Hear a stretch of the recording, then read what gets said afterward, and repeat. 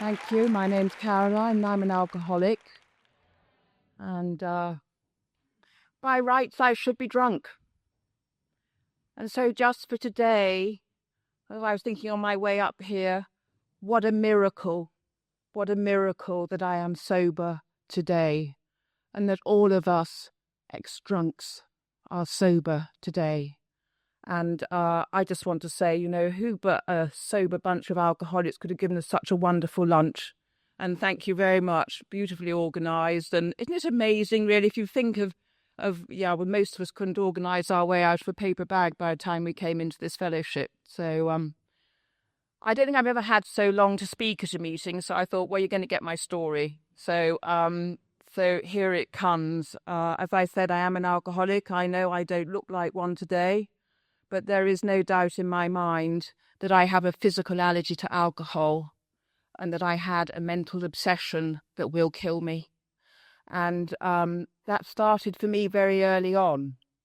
As you can tell from my voice, born with a fairly silver spoon in my mouth and to a very, proper family with a good education and all the advantages in life, really. And I remember one of the things I thought at the end of my drinking, why am I such a failure? Because I knew I'd been given so much and I knew I felt emotional today. So, but I was given really everything in many ways. And so there is with alcoholism, I often hear people saying, well, I had to find out why I drank. There was no reason why I drank. I had a physical allergy and I was sick as a parrot when I picked up my first drink. I was already and so I drink on anything as an alcoholic. There are no specific things that make me drink, but the insanity of my disease. And, for me, my parents divorced and emotionally it was one of those families where I've heard it said so often, my parents got divorced, I never saw them row. Not once. Never saw a fight. I was brought up by a nanny in a nursery and, emotional constipation. And my younger brother was going back to boarding school and I was crying. And nanny said, what are you crying for? You're not going back to school. And so I learned very early on, you don't show emotion, you don't talk about how you are, you don't communicate with other human beings. That just isn't acceptable. And by the time and I say all this in hindsight, this is what I discovered at my fourth and fifth step. This isn't psychobabble. This is just what I had to discover about myself. Because if I don't know myself and the damage that was done, how do I get well? And one of the things that I learned as a child was I wasn't lovable. That's what I thought. And I've had to deal with that like so many alcoholics by the time I came into AA. It was something that was very ingrained in me. God can't love me. People can't love me. I'm not lovable. And so that was something I saw in my fourth and fifth. And that's why these steps are so important for me, was discovering what it was that went on in my past for all sorts of reasons. Anyway, so by the time I was 8, I was emotionally, I didn't really feel. And so I was switched off and I didn't talk about anything. And I was really a deeply unhappy child. But I didn't know I was. If you'd asked me when I came into AA, what was your childhood like? I'd have said, oh, it was all right. Because what else did we know? I wasn't abused. I wasn't beaten. There was nothing awful. I was just deeply unhappy. And why is it? Is it alcohol? I went to school. I always felt different. I felt different because the village school didn't have ponies and I did. I felt different if I went to grander people because they had grander houses than us. I felt different if somebody was clever. I felt everything. I never felt the same as others. And why? I don't know. I can't tell you. I just need to know that's how I felt. And I had my first drink, I think, was at my father's wedding. And I thought that was wonderful. But then all my brothers and sisters did too. We were all running around a bit drunk on champagne and we thought that was marvellous. So, no different to anybody else. My next drink was at boarding school, and it was neat gin and neat vodka. I don't know who bought it in, and I was about 13. And that was the answer to my prayers. Well, I didn't actually pray, but that was the answer to whatever my problems were, because it made me feel good. Just that simple. I felt wonderful drunk. I was I wanted to commit suicide by the time I was about 13. I used to sit on my bedroom window at school wishing I could jump out. And drink for me meant happiness. And of course, how quickly did my problems learn to swim? And I couldn't drink every day, but I had a physical allergy, and we're all different, obviously. But for me, alcoholism took me. I'm thinking of an expression that isn't, but it took me very quickly. I was off. It had me in its grips very, very quickly. And if I could have drunk every day at that point, I would have done, I think. And it was interesting. I was taking the dog for a walk yesterday, and I was thinking about, well, what's relevant in my life story, because obviously otherwise I don't want to be giving you all a fourth and fifth step. And I thought I was going to have to speak for an hour, and I see it's an awfully long time anyway. I'll try not to speak for an hour. And I saw suddenly very clearly how at that age I'd go home and there'd be these parties, and I was always the one that was drunk. And I was always the one that was having to be lifted up off the floor, or was being sick, and I was in trouble so quickly with alcohol, or in inappropriate situations in bed with someone. Anyway, you don't want to know that's not my fifth step, but it was very sordid very early, let me assure you. And so when I was young, that was quite funny, but as I began to get older, it was no longer funny being drunk, because I did things that I was ashamed of drunk. And I began to realise that drinking had consequences, and I didn't like them very much. And one of my things was learn to control. Never let anybody see what's going on. So for me, being drunk as I got older, I hated it, because I was out of control.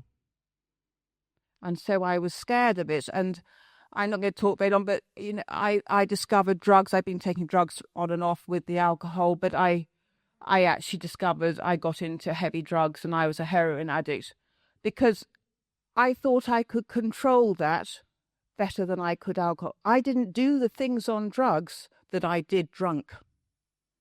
On drugs, I could be at home and just be stoned, and there were no feelings, there were no nothing. Drunk, I did things that were embarrassing, shameful, very bad hangovers, or alcohol poisoning is probably more what it's called. So, it had consequences that the drug taking didn't appear to have. But then I would try and give up the drugs, and then I would drink, and then I would take. And, people say, well, we lived in the past or the future. Now, I lived in the day fairly much, because it was always never in the moment, because why would I want to look back in the past? That was not good. Looking back in the forward, well, that was, I don't know why I didn't look back and look into the, I was thinking this the other day. But it was always about, how do I get out of how I feel at this moment? I couldn't live in the reality of this moment.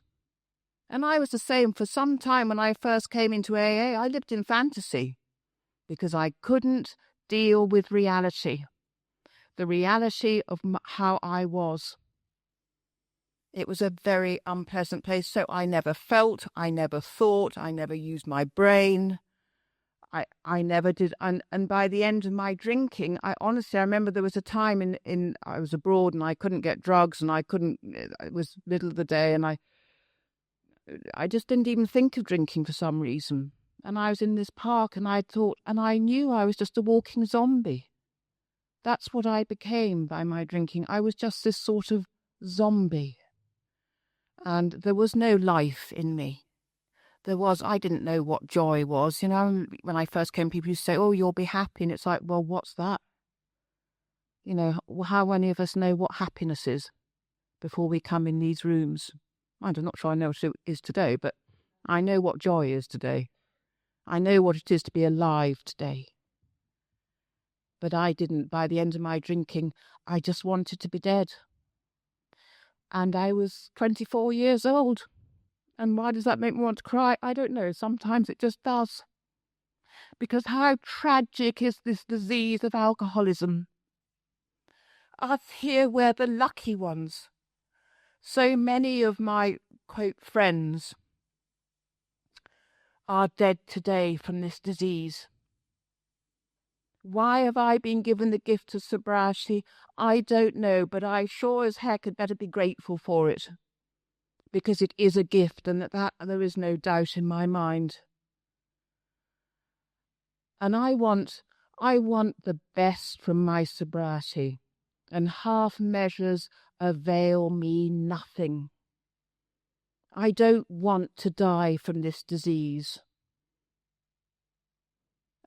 God has given me a gift, and I want to use it to the most, to the best. I remember my sponsor saying, who also came in when she was 24, 25, and she realised that if she were to die sober, she might have to stay sober a jolly long time, and she'd better get it right.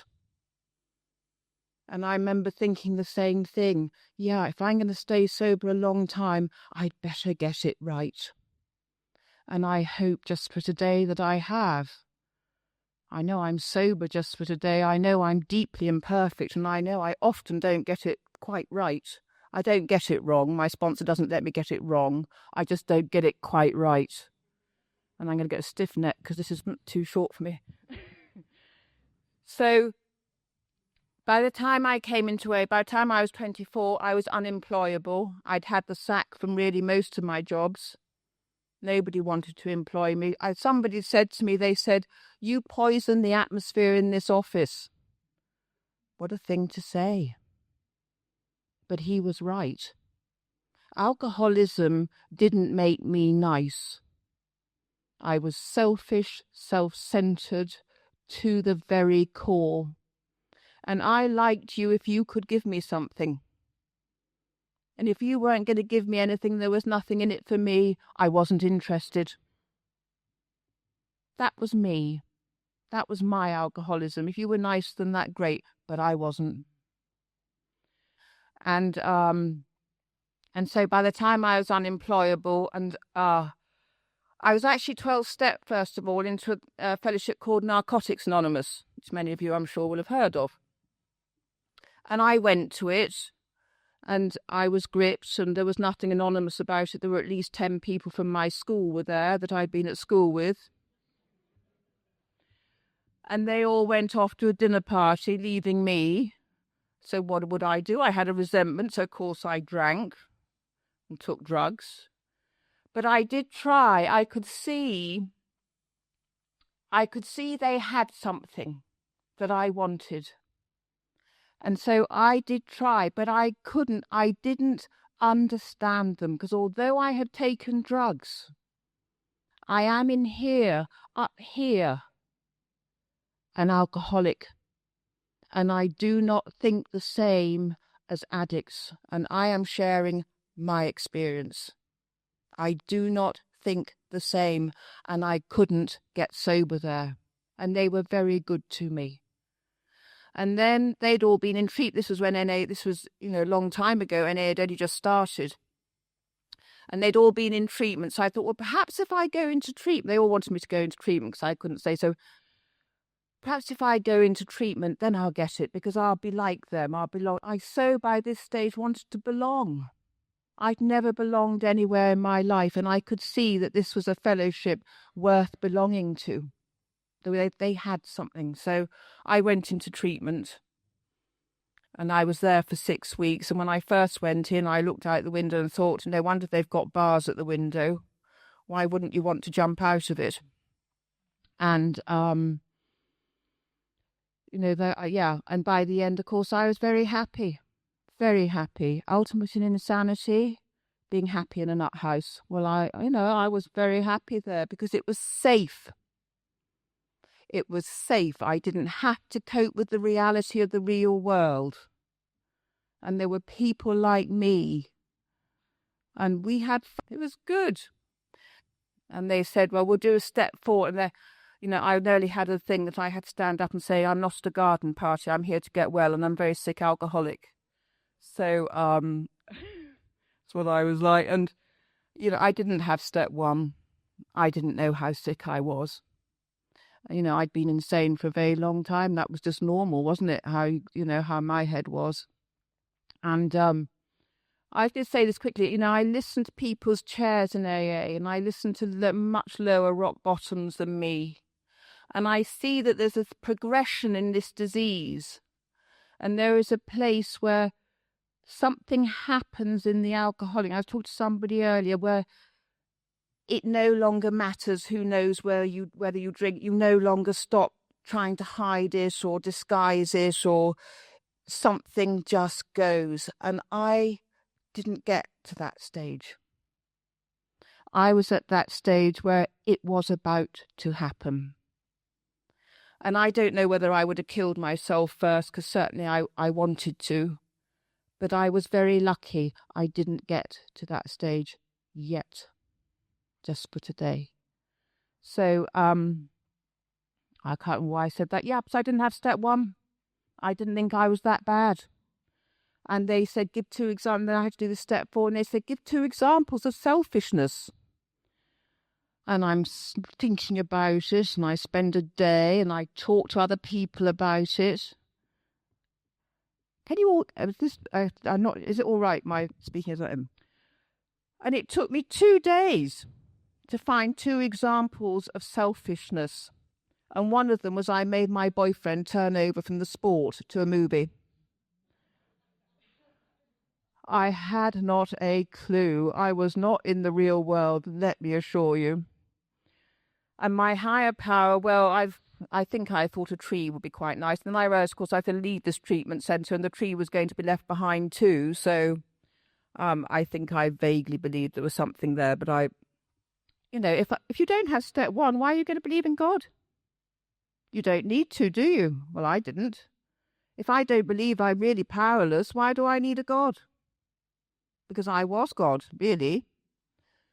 So left treatment, but I left with great hope. And that was the thing it gave me, was a great hope for the future, that I could be well. I'd had, 4 or 5 weeks in there where I'd known happiness such as I had never known, or certainly not known for a very long time. The hope for the future, that life could be good. It didn't have to be this awful, sordid, disastrous, miserable existence. I could say, did I have some good times drinking? Well, yes, I suppose I did, but there were always consequences. Always. And my problems, as I say, did learn to drink my problems did learn to swim very quickly. I was still paranoid drunk. He didn't like me, she didn't like me, didn't say good morning in the right place, I had a bad day. That it was all there. And anyway, so I'm leaving treatment now, and AA is going to be my number 1. Sobriety is my number 1 priority. And men, no.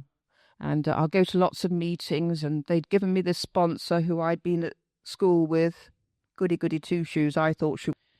And that was when we talked, and she was very nice. She was very nice, but she used to ask me how I felt. No, rude question. We don't go there. I don't know how I feel, and I'm certainly not going to tell anybody if I did. So I didn't really connect with a sponsor.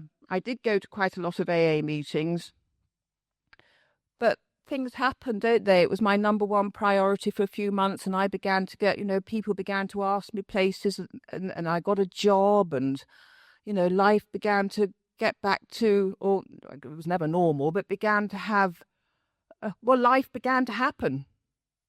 And so if you haven't got step 1, where's AA going to go?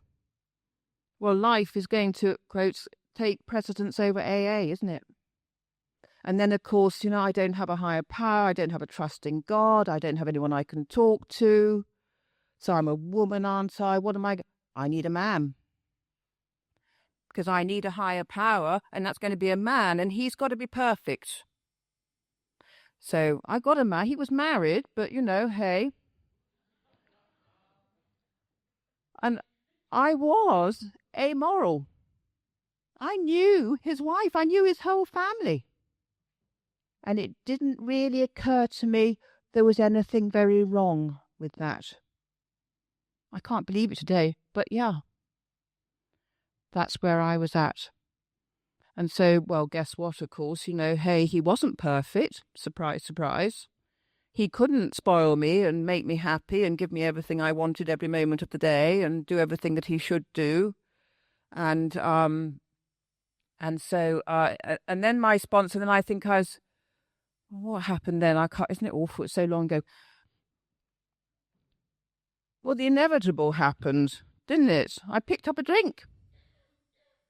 And that happened, funny enough, not the the affair ended for some reason or another. I can't remember what it was. And I got through the drama. Don't we just love a good drama, us alcoholics? I can really deal with the drama. I had cancer not so long ago. Oh, I really dealt with that well, but give me a nasty cold and I'm off the programme. But anyway, so we got through the drama and everybody was really nice about it and poor me. And then, of course, that all went, didn't it? And I was left just with the reality of me again. And I couldn't handle it. I hadn't changed. Not one thing had I changed about myself. Not really. I just wasn't drinking.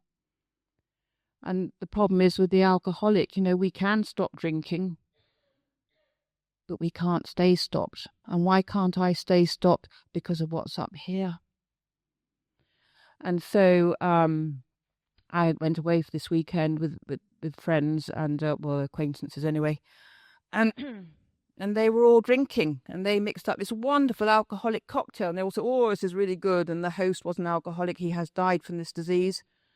And I thought, well, why haven't they mixed me one? Excuse me. So I thought, well, I'm going to try theirs. So I did the first day. Well, I got away with that. So I thought, well, the second day, I'll try that again. And I was off. And they got into lunch and I was finishing up their glasses. And I didn't even, there was no mental defense against the first drink. I had no mental defense because I had not been working this program or coming to enough meetings or anything else. So there was no mental defense. I wanted to drink, I had one. That was that. So, and I was caught with my lips to the jug. And so I went into lunch and I sat down. There was all this wine on the table and I had a moment of sanity. And for the first time, something went from there to there. And I knew I was an alcoholic. I knew I wanted to drink like an alcoholic. I knew I wanted to get drunk like most of them didn't.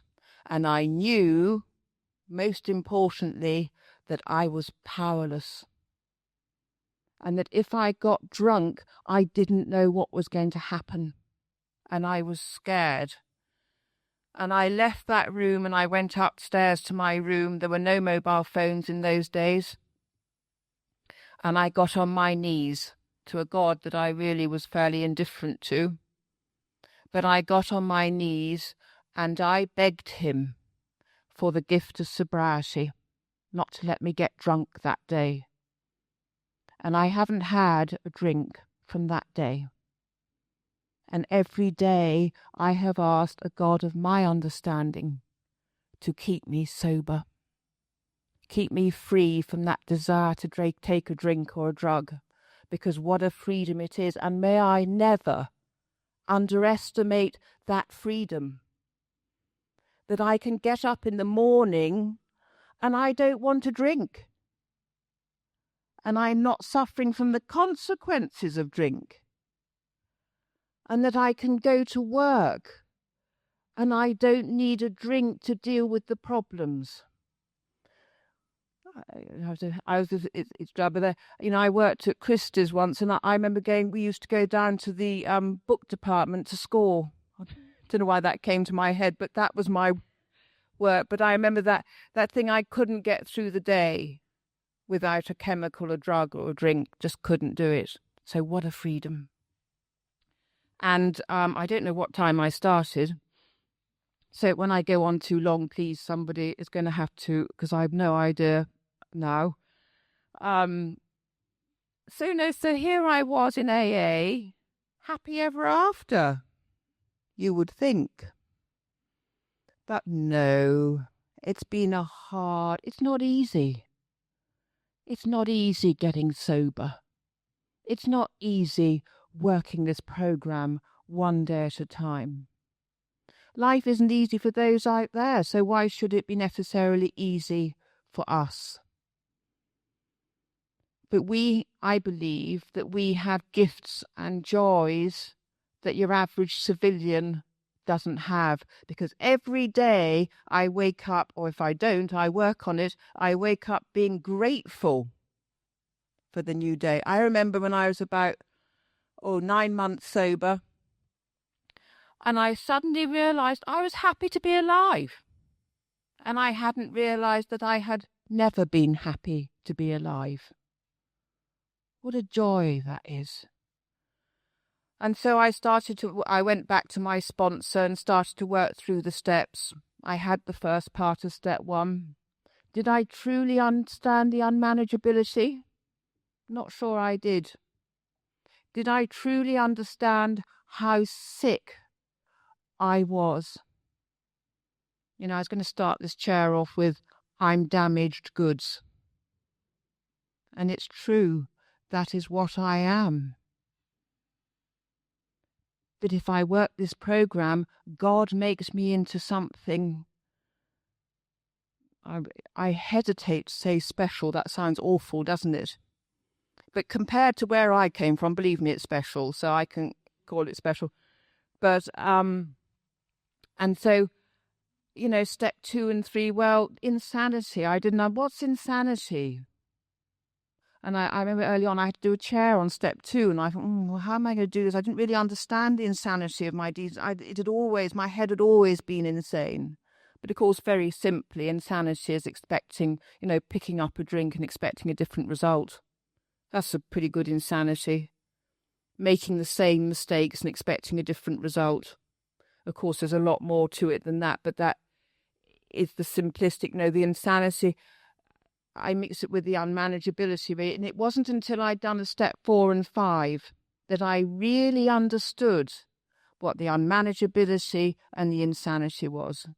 Perhaps because I had a high rock bottom, I don't know. So, although I'd done a 4 and 5 in treatment, that was obviously woefully inadequate with only 2 examples of selfishness. And so my sponsor set me to do another one. And my sponsor did it the life story way, so that's the way I did it. It doesn't matter how you do it, as long as it all comes out. That's what's important. And we sat down to do the 5th step. I'd done this life story. I'd done my best to be honest. And we're getting through it. And, something hurts. I have a sort of feeling, I want to cry. So I run upstairs to the bathroom, have a cry, and then come back down again like this. And my sponsor in the end, thank God, says to me, she says, this is not a proper 4th, 5th step. If I'm not willing to trust another human being with my emotions, with another alcoholic with my emotions, I am not going to do an adequate 5th step for me. I had to learn to trust her. First God, then another human being. And I certainly didn't trust God because I didn't think he loved me. I knew I wasn't lovable. So I had to go away again. And more important, perhaps, I didn't realise, I think, how important it was to get everything out, to get the emotions out, to have everything out in the open, to discuss the pains, the whatevers, So I had to go away and pray and pray and pray and pray for the willingness to be rigorously honest. And how hard do most of us, I think I'll share it for myself, how hard do I find that? Rigorous honesty about myself. I got back from holiday just recently, and it's so easy to justify things, really. I was lazy about my spiritual life. I'd rather read a good book in the morning than do my some readings, but it was like, I'm on holiday. I need a rest. But, if I'd taken my inventory and been rigorously honest, you're being a lazy cow, and I'd have felt a lot better if I had done the things I should have done. But, I take these little holidays sometimes, and I normally pay for them. So, as long as I don't pick up a drink. Anyway, but I can't remember why that came in. Anyway, so I did another 4-step eventually. Somehow the penny dropped, and I knew I was going to have to trust her and cry in front of somebody else and trust them with my emotions. And so I did another 4th and 5th. And my current sponsor actually said it was Grimm's Fairy Tales, but it was the best I could do. And I thought it was honest at the time. But, well, what can I say? Anyway, but at the end of that 5th step, as I think I said before, I saw my alcoholism utterly and completely. I saw my nothingness. I saw the extent of my disease, my sickness. And I saw that I could not make myself well. And one of the results of a 4th and 5th is ego deflation at depths. And I believe that is what has happened to me at the end of that 4th and 5th. I remember I'd got to the end and my sponsor read out this list of defects, and I'm so grateful that I was honest with her. And so it's like you're talking about somebody else. Ego was back up. Excuse me. I could feel it. Wasn't conscious it was there. And she said, Caroline, she said, I can't make yourself see yourself as you truly are. She said, it's between you and God. And she left the room. And I knew it was between God answering a prayer and me going down the off license, because there was one at the bottom of her road. So I know I'll get on my knees and I beg God for the gift to see myself. Whenever I beg God, he never lets me down. I just don't beg often enough. And I begged God for the grace to see myself as I truly was. And it was, and I got the grace, and it was such a relief. I knew I was horrible. Really, I knew I wasn't very nice. And it was such a relief to have acknowledged that, to have acknowledged all my selfishness, my cruelty, my unpleasantness, my whatever, pain, whatever, and the things I'd inflicted on other people. And I just felt this huge sense of relief. And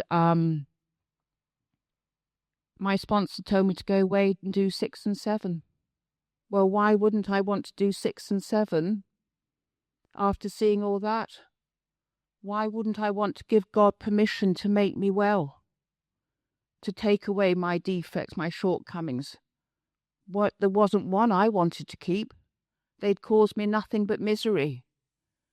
So 6 and 7 came very naturally after that, which I believe if you do a good 4th and 5th, it does. So, which brings us to, 8 and 9. 8 for me is not just a list. It talks about in the 12 by 12. I had to re-examine my relationships with what my sponsor calls a flea comb, and really look closely at the relationships, the things that have separated me from the human race, from God, whatever. Really look closely at it, at the relationship with my mother, father, brothers, whoever it is. Because the better I understand my disease and what it's done to me, the better, and my relationships with other people and the things that do me damage and other people damage. And getting free, one of the things with my mother was the hatred that had to come out. And I had to say this now, I think I was 7, 8 years sober before that happened. And then underneath the hatred, I discovered I loved her deeply. And what a lovely thing that was. And again, this is only my story. It took me I think it was when I did 8 steps again with my second sponsor. My first sponsor is actually now a nun, which I don't know why God didn't want me to be a nun, but he didn't. So there you go. And my sponsor took me through step 8 the second time. And it was because my emotions were so completely buried. It took that long for them to come out. And it was such a joy to feel pain. Because I knew I was then truly getting well. I was really, truly now a human being. I could feel pain and I could feel joy and I could love genuinely other human beings. And I love my fellow alcoholics. I may not like you all sometimes, but on the whole, actually, I do like alcoholics. It's not that I don't like you. It's I don't like some of the things that you do to me, of course. You know, I've come down from my home group and 9 people came with me. And that is, what a wonderful thing. So grateful. And I got sober in London, actually. And it, you know, there wasn't that kind of fellowship. And coming down to Newbury and knowing everybody, it's been actually a really lovely experience for me. In London, you know, you don't like what's good, so you go to another meeting. And it's so huge. And there's so... There, for me, there's never been that kind of fellowship I've had down here. And it's been a wonderful privilege to be part of it and watch so many people get well. Their little group there, they're over there, that's our... So step 8 and 9, I was very young. I didn't live with anybody. Did I do a lot of damage to other people? They didn't hang about. You know, people just left. So I did have amends to make. I did obviously have to ring one of the hardest things was my sponsor said, now ring your father and tell him you love him. And, you know, we didn't come from that kind of background. So I ring my father and say, no, Dad, I'm sorry, I haven't been the daughter that I could have been and should have been. And it makes me cry. And I love you. And he didn't know what to say. You know, he was so sort of taken aback. And he died last year. And we never did have a wonderful, marvellous relationship, but we had the best relationship that we could have had. And some years later, we're sitting watching this programme called Casualty, and this man's dying on the table, and this father, there's the surgeon, and the surgeon's never told this son that he loves him. And anyway, so I turned to my father and said, do you love me, Dad? Because he didn't tell me that he did. Nobody ever told anybody in my family that we loved each other. And so don't be so silly. So I said, no, do you love me? And then my stepmother got in and said, no, do you love her? And in the end, he said, of course I love you, and I'm so proud of you. You know, because I had learnt to communicate in AA. Isn't it so important to be able to share with your fellow human being how you feel and be able to talk to them about how they feel and to be able to be open? I don't have to be like this anymore, typical English stiff upper lip. So that's why I cried when I talked. But although we know, if I say we didn't have this very close, but we had the best relationship we could. And so that is a gift of sobriety. So 10 and 11 and 12, well, I better sure as heck make sure I do that every day. And some days I do it better than others. God, I became a Catholic when I was 2 years sober. Please, all the aunties, don't get up and speak at once. I am a convert. I wasn't brought up as a Catholic. I said to God, where do you want me? And that's where he took me, and I've been very happy there ever since. And that's just my experience. And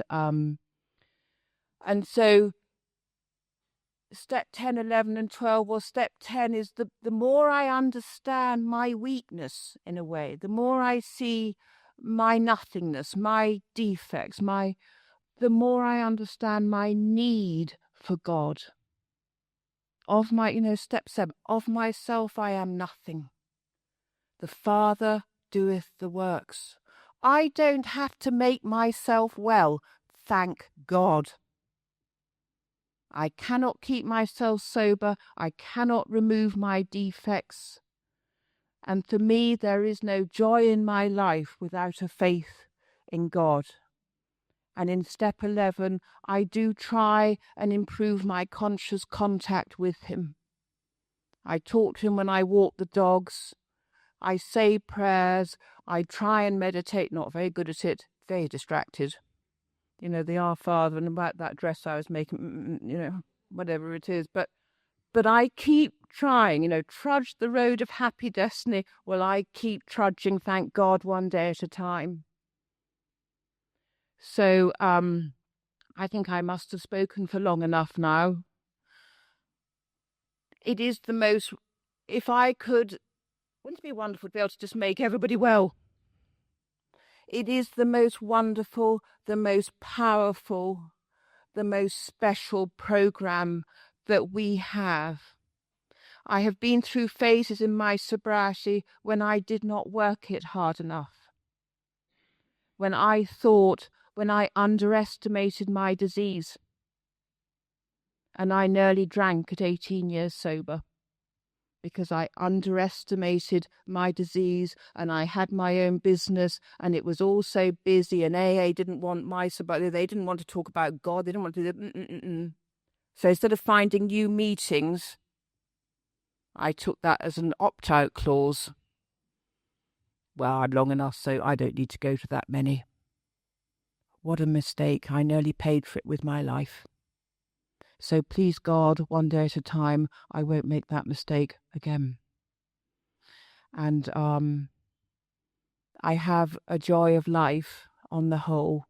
I have difficulties, but the joy of being alive is something that is immeasurable for the alcoholic, because by rights I should be dead from this disease. So I thank you all, every alcoholic. We need each other. I can't stay sober without you. You know, it is a fellowship. I've tried staying sober without going to, and it was a dangerous thing. And above all, I thank God for the gifts that he has given me, the most important gift being that of AA. So thank you very much.